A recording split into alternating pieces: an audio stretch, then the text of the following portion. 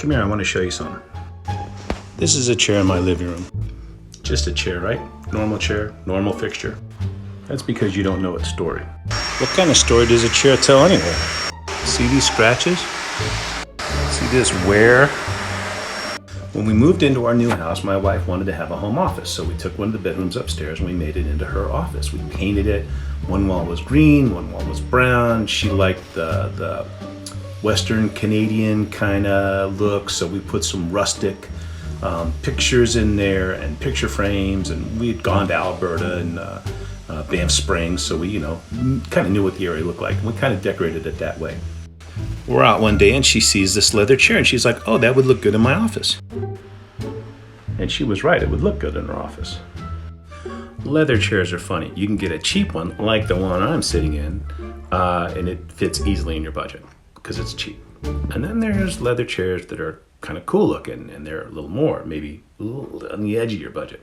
And then there's leather chairs that are really buttery soft to sit in and they just feel so good and they're framed just right and they're outside your budget. And then there's leather chairs that are all that and the right color and the right look and rustic, and you just don't want to spend that much money on them, but you do. You take it home, you put it in, looks great. And we had a little dog at the time who, whenever my wife would be in her office, he would be in our office, and his favorite place to sit was in that chair.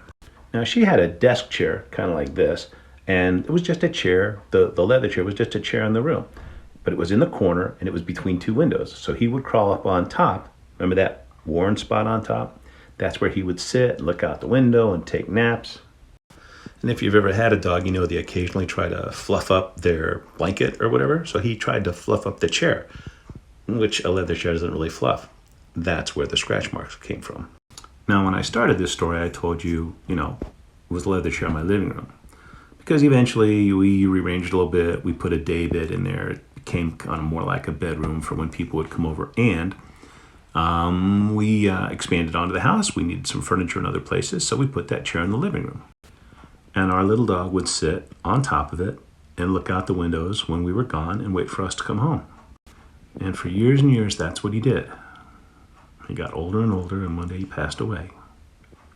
Now when I come home, there's no happy dog barking to see me, but there's still that chair where he used to sit and the little scratch marks that he made. Of course, I see that chair and I think of him, and I think fond memories. And if you can put something like that in a story, readers will connect with it.